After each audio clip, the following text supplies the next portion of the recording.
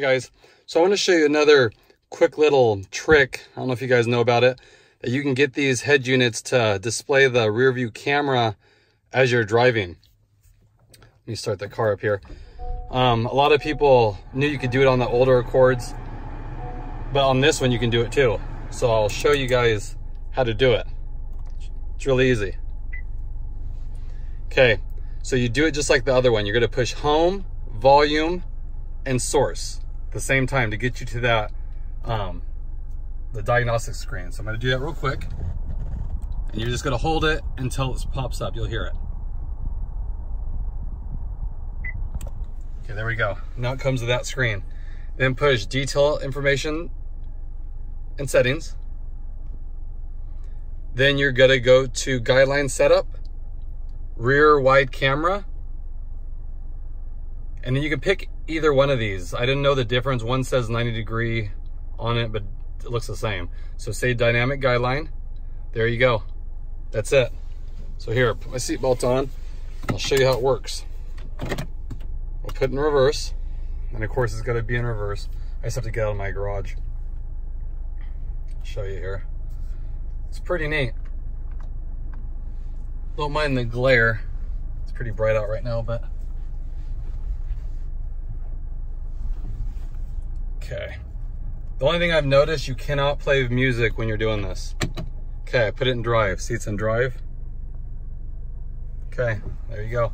And you're gonna always see that red little box in the right hand corner that says return. And that'll take you back to the main screen. So now you're driving. Like I said, sorry about the glare, but there you go. And it'll stay on as long as you want it to. So that's pretty neat. I don't know exactly what you'd use it for, but I mean, I guess if you're concerned about being rear-ended or somewhere, if you're going to a major city, not really sure, but it's kind of neat. You know, something that Honda won't tell you about, but it'll stay, like I said, and then you push that red box and it'll return to it'll just keep going back. Or if you shut your car off, it'll go back to the very beginning, like your normal screen. Then you have to push the home, volume button, and source button at the same time again to get back in that screen.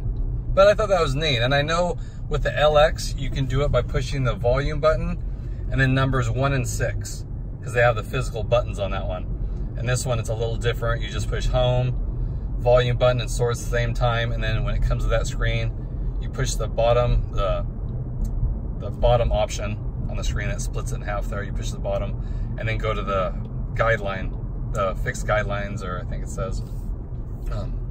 That's it. So that was pretty neat.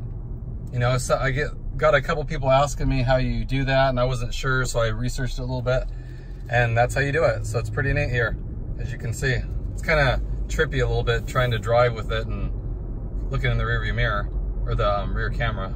I'm sure it's not that safe. So just thought I'd give you guys a heads up. If you guys are looking to figure this out, that's how you do it. Very straightforward. And like I said, it'll stay on as long as you want it to. So hope that helps you guys out. If you guys were curious about it, well, that's how you do it.